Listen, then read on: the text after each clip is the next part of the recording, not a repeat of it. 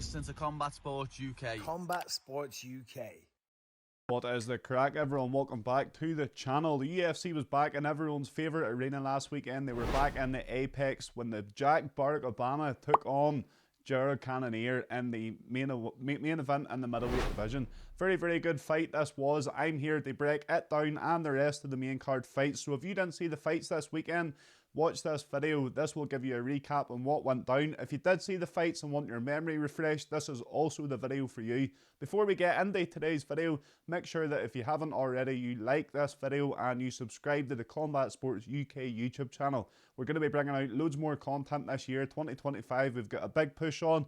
We've got a good team of content creators and editors ready to hit the ground running this year. So make sure to subscribe and hit the bell so you get a notification when all of these new videos go live. This fight in the middleweight division then between Robocop and Cannonier. A good fight it was. Robocop in the first round comes out and puts a beating on Gerald Cannonier.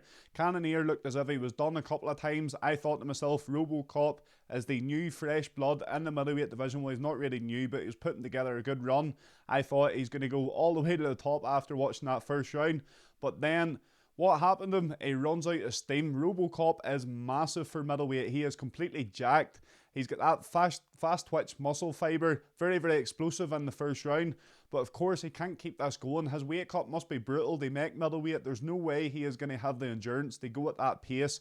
I thought he might have been able to do it for more than one round, but one round was enough. Gerald Cannonier takes him down at the end of round one, sees out the round, uses his experience to blow off the cobwebs from that round, see it out, comes out in round two, and this looks like a whole different fight. Robocop already looks half the pace he did in round one. Cannonier, to be fair to him, what a chin he showed in this fight. He wins round two, he wins round three, and then in round four, it's a complete reversal. Robocop is then in the same position that Cannonier was in round one. He's backed up against the cage. Cannonier unleashes that heavyweight power that he has. He used to be a heavyweight, and then he fought at light heavyweight, and now he fights at middleweight. He's one of only 2 UFC fighters to have a knockout in 3 different weight classes. Do you know who the other one is?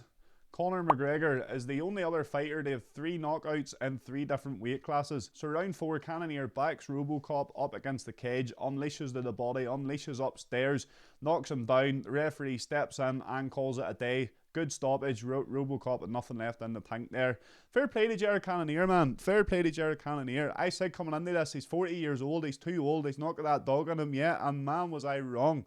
I was so wrong, because the chin that he had to show and the grit and determination to even get through round one, but then they improve and put on a performance like that in round 2 and round 3, and then to get that finish in round 4.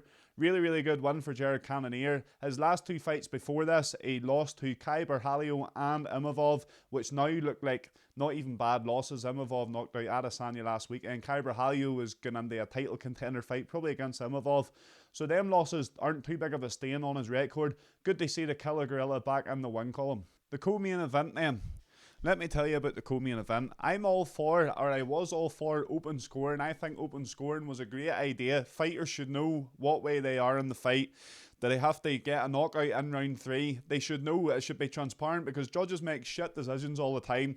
You can't read a judge's mind. It's so hard to judge fights in the same way that the judges do sometimes. I was all for open scoring, but Zalal has completely put me off it after this fight.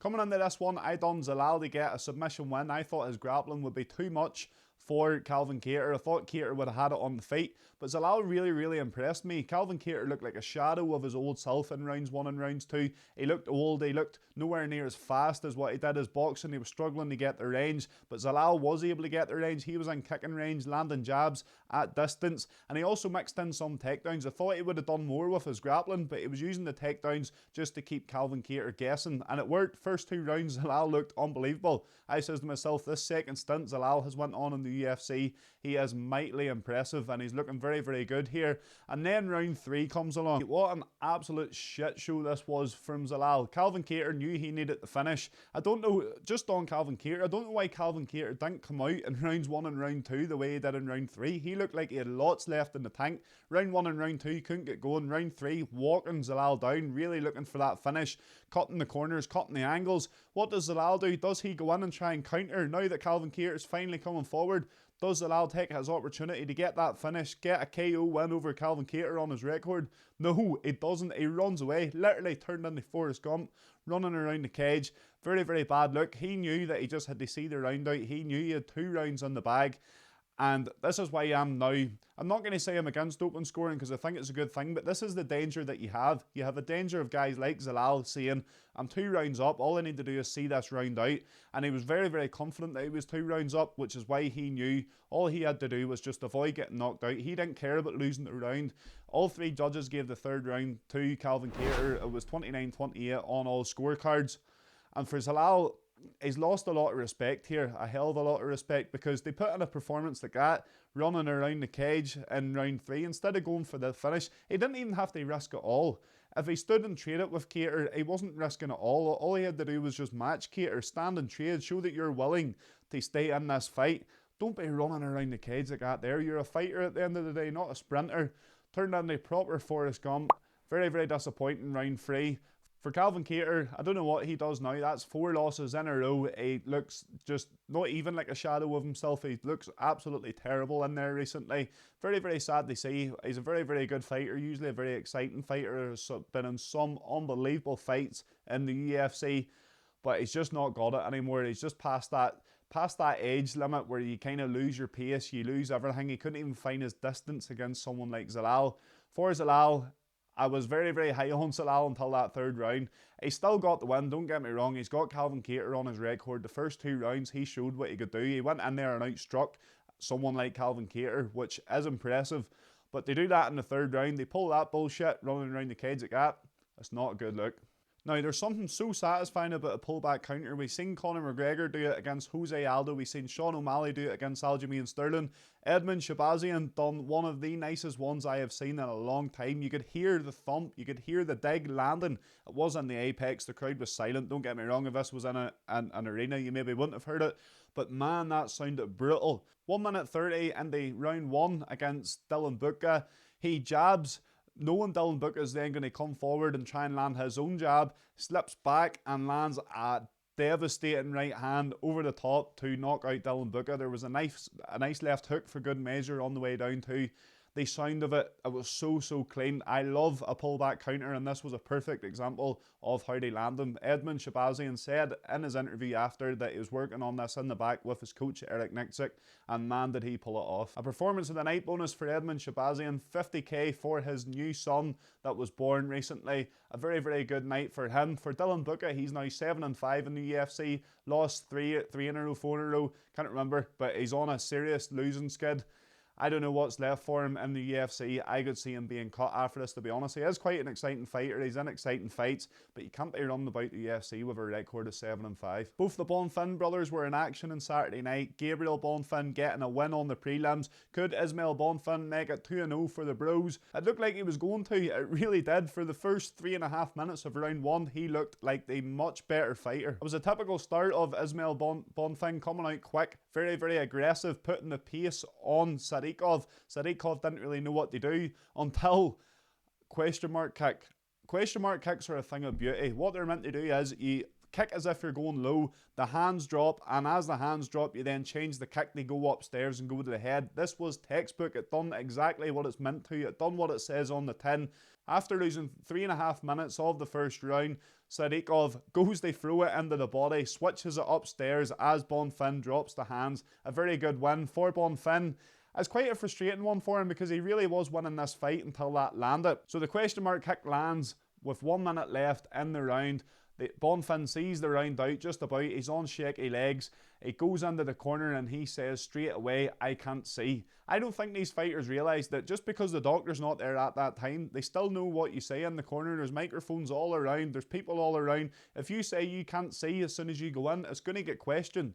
So he says he can't see. He's struggling to open his eye. The cut's actually below the eye, so it was a bit weird, but there was something going on with his eye anyway. The doctor comes over at the end of the corner time in the round and he asked Bonfim, can he see? There's a bit of a language barrier.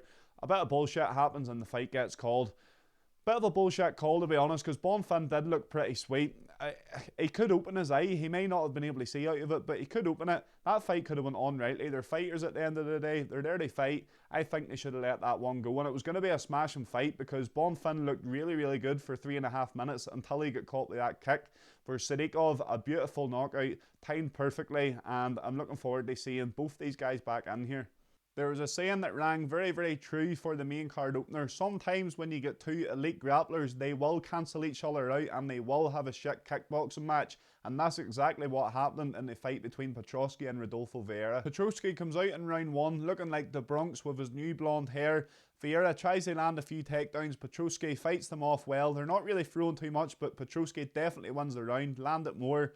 Weren't really throwing combos, just single shots, maybe a 1-2 now and then. Definitely a Petroski round in round 1. Round 2, Vieira does much better and has actually outlanded Petroski on the feet, which surprised me. Tried to throw in a few takedowns. Petroski cancelled them out. I think Vieira went like 0-7 on takedowns before he got one. He finally got a takedown. Petroski done well to get back to his feet. This is what happens when elite grapplers or elite wrestlers go at it. They can counter each other like this. Petroski done very well to get back to his feet. They come into round 3. Both guys are pretty wrecked at this stage. Petroski just looked more active. He just landed more. It wasn't that he landed anything severely clean. It was a pretty shit kickboxing match. They were throwing like 1-punch combos. The odd time they would follow up with a 2, which, look, don't get me wrong, sometimes it's okay. A 1-2 is as dangerous as any punch. You know, sometimes it is better to keep it simple. But man, you need to throw more than like 1-punch combos, 2-punch combos the odd time. It wasn't going to be enough. In round 3, none of them really had the power to KO each other. None of them was landing clean.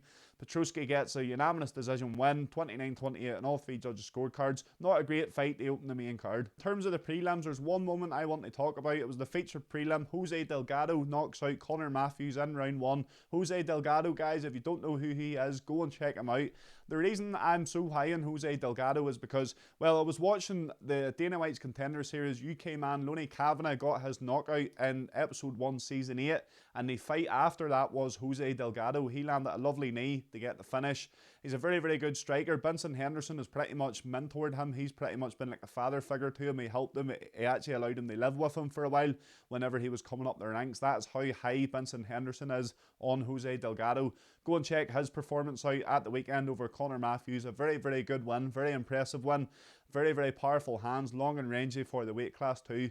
So that's my kind of takeaway from the prelims. And I think that's everything pretty much covered off from the Robocop and Cannonier card. It was a good card. It was quite enjoyable to watch. Some big moments in it. The main event did live up to the expectation.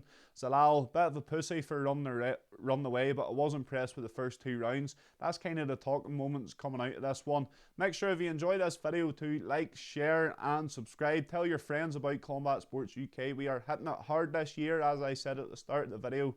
Make sure to subscribe and hit the bell so you get a notification when the next video goes live. Thank you for watching, and we will see you in the next one.